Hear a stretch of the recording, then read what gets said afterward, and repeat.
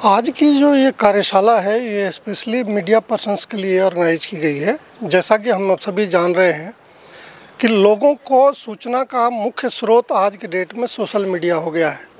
इसका लाभ उठा के बहुत सारे लोग, चाहे वो देश से खुश नहीं है या जो लोग बॉर्डर के पार हैं और वो देश में नुकसान पैदा करना चाहते हैं, भाईचारे को डिस्टर्ब करना चाहते हैं या सामाजिक जो समरसता है उसको बिगाड़ना चाहते हैं, कोई किसी का इंडिविजुअल किसी से पर्सनली दुश्मनी हो सकता है। तो ऐसे बहुत सारे कारणों से तरह तरह के फेक वीडियो सोशल मीडिया पे बहुत आजकल प्रचलन में आ गए हैं। कई बार देखा गया है कि ऐसे फेक वीडियोज़ के कारण कानून व्यवस्था की बहुत सीरियस प्रॉब्लम पैदा हो जाते हैं, क्योंकि पुलिस ऑर्गेनाइजेशन रिस्पॉन्ड करे उससे पहले ही ये गलत वीडियो बहुत ज़्यादा एक गलत संदेश पब्लिक में फैलाने में और उनकी भावना भड़काने में कामयाब हो जाते हैं। इसको रोकथाम के लिए बहुत ज़रूरी था कि हम लोग पुलिस को भी और मीडिया पर्सन्स को, जो स्पेशली जो डिजिटल प्लेटफॉर्म हैंडल करते हैं, उनको डीप फेक के खतरों के बारे में, उसको कैसे पहचानें और पहचानने के बाद उसका क्या तरीका हो सकता है उनको हैंडल करने का, ये सब के बारे में चर्चा करें। तो जो इंडियन स्कूल ऑफ बिजनेस है, इसकी जो डिजिटल जो विंग है, उन्होंने ये आज का कार्यशाला क्यूरेट किया है और इसका प्रयास यही है कि पुलिस को और मीडिया पर्सन्स को इसके बारे में, डीप फेक वीडियोज़ के बारे में, AI जनरेटेड फेक कंटेंट के बारे में ज़्यादा से ज़्यादा अवेयर किया जाए, ताकि जो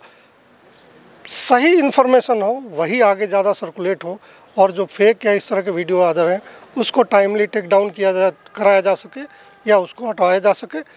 ओवरऑल इंटरेस्ट ये है कि लोगों का जो डिजिटल मीडिया में इंटरेस्ट बढ़ा है,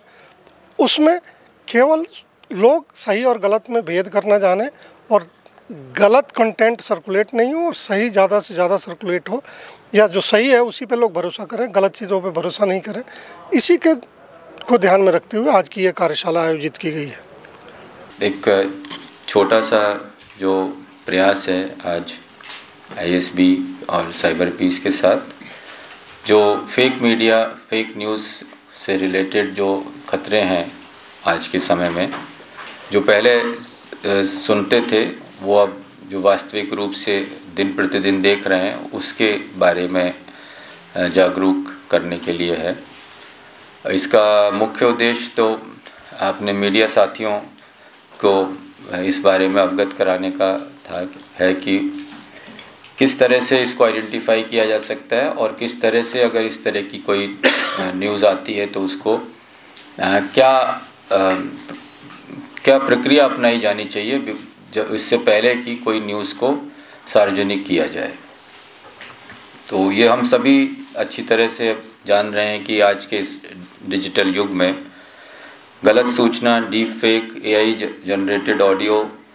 और छेड़छाड़ करके वीडियो कुछ ही सेकंड में लाखों लोगों तक पहुंच सकते हैं। और यह अफवाह फैलाने के लिए शुरू हुआ इस तरह का प्रयास, और जो अब इंफॉर्मेशन वॉर के एक टूल की तरह से अब बन चुका है। जो अपराधियों और जो रेडिकल लोग हैं उनके लिए और जो एंटी सोशल एलिमेंट्स हैं उनके लिए ये बहुत एक कारगर चीज़ हो सकती है, जो जनता को गुमराह कर सकती है, अशांति भड़का सकती है और अस्थिरता उत्पन्न कर सकती है। तो पहले, जैसा मैंने कहा, पहले इस तरह की बात सुनने में थी, पर अब कई इस तरह की घटनाक्रम हम सभी देख चुके हैं जिसमें ऐसा सामने आया है कि इस तरह से वाकई में वीडियो को तोड़ मरोड़ के प्रस्तुत किया गया। लॉ एंड ऑर्डर की अगर हम बात करें तो प्रदेश में भी कई बार इस तरह के वीडियो, जो पुराने वीडियो होते हैं, उनको नया करके चलाया जाता है कि ये घटना कई वर्ष पुरानी कोई है और उसको किसी नई घटना से जोड़ के इस तरह से प्रसारित किया जाता है ताकि किसी को भड़काया जा सके और एक अशांति का वातावरण पैदा किया जा सके। मीडिया की तरफ से और पुलिस की तरफ से क्या प्रिकॉशन ले सकते हैं, क्या सावधानियां बरती जा सकती हैं, उस पर एक विचार करना भी आवश्यक है। 820 मिलियन हमारे इंटरनेट यूज़र्स हैं, जिसमें से लगभग 34% जो पॉपुलेशन है वो सोशल मीडिया का इस्तेमाल कर रही है। तो जो आपने सर्वे किया है जिसके बारे में बताएंगे, उसमें ये चीज़ 2-3 हाइलाइट्स मैंने देखी थी कि एक तो पॉलिटिकल फेक न्यूज़ जो है, राजनीति से संबंधित झूठी खबरें सबसे ज़्यादा इस पे दिखाई जा रही हैं, सर्कुलेट की जा रही हैं। और इसी तरह से धर्म से संबंधित भी एक बड़ी मात्रा में प्रतिशत है जो इस पे fake news, fake media circulate किए जा रहे हैं। और ये भी चीज़ है कि एक बड़ी तादाद में भारतीय जो हैं वो सोशल मीडिया पे ही अब डिपेंड कर रहे हैं न्यूज़ के लिए। पहले जिस तरह से रेडियो या अखबार को पढ़ने का था सिस्टम और उसी के माध्यम से जानकारी हासिल करते थे, आजकल लोग अपने फ़ोन के माध्यम से ही न्यूज़ पढ़ने का सिस्टम धीरे धीरे आ रहा है। और उसमें भी सोशल मीडिया के माध्यम से ज़्यादा, उसमें भी अखबार को ना सीधा पढ़ के कोई न्यूज़ चैनल चल रहा है जो ऑनलाइन है, या इस तरह से यूट्यूब चैनल है, या उस तरह से लोग ज़्यादा इसको कर रहे हैं। और जो हमारे जो यंग पॉपुलेशन है 18 से 24 वर्ष की, ख़ास तौर से उसका डिपेंडेंस ऑन सोशल मीडिया बहुत ज़्यादा है। उनका जो आज के समय में वो जो अपने विचार बनाते हैं, जो आगे के लिए निर्णय लेते हैं, उसमें सोशल मीडिया को काफ़ी हद तक उनको वो प्रभावित करता है। और ये भी बात है कि अगर पता चल जाता है लोगों को कि ये गलत खबर है, तो भी उसको आगे दुरुस्त करने के लिए बहुत कम लोग हैं जो ऐसा प्रयास करते हों कि लोगों को सावचेत करें या उसको बताएं कि ये गलत खबर है, उसको रिपोर्ट करें। पुलिस के स्तर पे हम अपनी क्षमता बढ़ाएं, पुलिस के स्तर पे हमारी जो क्षमता है ऐसी चीज़ों को पहचानने की, और समय रहते उसके बारे में एक सही सूचना लोगों तक पहुंचाने की। आप लोग जो फील्ड से आए हुए यहाँ पर हैं, कोर्स कर रहे हैं, आपने देखा होगा कि कई बार व्हाट्सएप ग्रुप्स के माध्यम से कई चीज़ें सर्कुलेट होती हैं। और फिर आपको भी हम मुख्यालय से भी बार बार कहा जाता है कि आप इसको अपने माध्यम से सही चीज़ को पहुंचाइए। तो ये दोनों तरह का कार्य कर रहे हैं जो सोशल मीडिया प्लेटफॉर्म्स हैं और जो ग्रुप्स हैं। उसमें गलत खबर भी फैलती है और सही खबर फैलाने में भी इसको हम यूज़ कर सकते हैं। तो इसका दोनों तरीके से इस्तेमाल, अच्छा इस्तेमाल और बुरा इस्तेमाल दोनों हो सकता है। तो पुलिस की दृष्टि से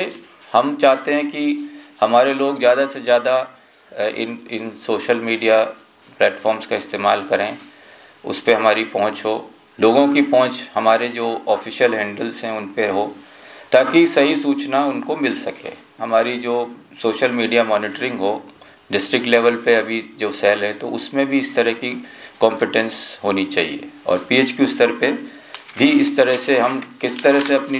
टेक्निकल कॉम्पिटेंस इस चीज़ों में बढ़ा सकते हैं कि हम सोशल मीडिया की निगरानी करें और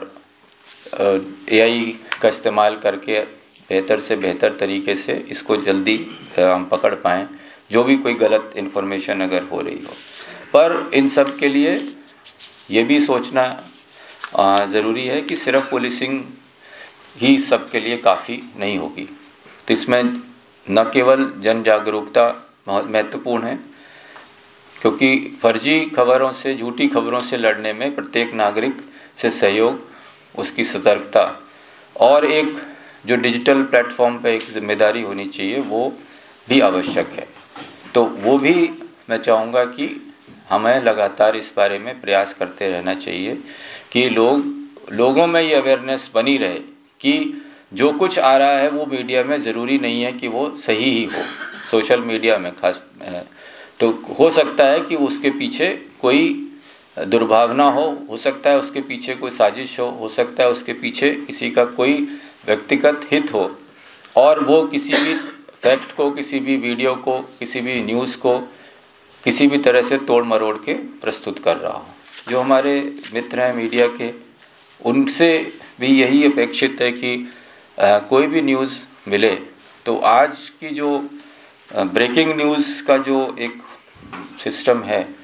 कि हम जल्द से जल्द हर चैनल का जैसे प्रयास होता है, तो उसमें इतना समय ज़रूर लिया जाए कि पहले फैक्ट चेक हो जाए उसकी सच्चाई के बारे में, उस न्यूज़ की, उस वीडियो की, उस क्लिपिंग की, जो भी आपके पास है, ताकि कोई एक बार कोई गलत चीज़ चल गई तो काफ़ी देर तक उसका नुकसान हो सकता है। तो बाद में हम उसको विड्रॉ करें, बाद में हम उस पर कोई करेक्शन जारी करें या फिर डिलीट करें, उससे बेहतर ये होगा कि हम ऐसी चीज़ को पहले ही नहीं आने दें। अगर हम मिलके प्रयास करेंगे, जनता को साथ लेंगे, मीडिया को साथ रखेंगे और मीडिया और पुलिस अगर इस बारे में अलर्ट रहेगी कि हमारे को कोई भी न्यूज़ को चलाने से पहले एक बार जांच लेना है, जितना हम सक्षम हों, और इस सक्षमता को हमें और बढ़ाना है, इस capability to check the fact, वो भी हमें बढ़ाने की आवश्यकता है। तो ये सब अगर हम करेंगे एक साथ मिलके, तो फिर हम इस झूठ और भ्रामक प्रचार अगर कोई करना चाह रहा है तो उसको हम रोक पाएंगे, और जो सच है वही सबके सामने आए, जो सभी यही चाहते हैं, मीडिया भी यही चाहता है और हम भी यही चाहेंगे। तो हमेशा सच्ची बात ही लोगों तक पहुँचे, जो सच्चाई है खबर में वही चीज़ सर्कुलेट हो। तो उसके लिए अगर हम इतना अगर अलर्ट रहेंगे तो अच्छा रहेगा, और जो आईटी का जो इस्तेमाल है उसको हम गवर्नेंस को अच्छा करने में बना पाएंगे।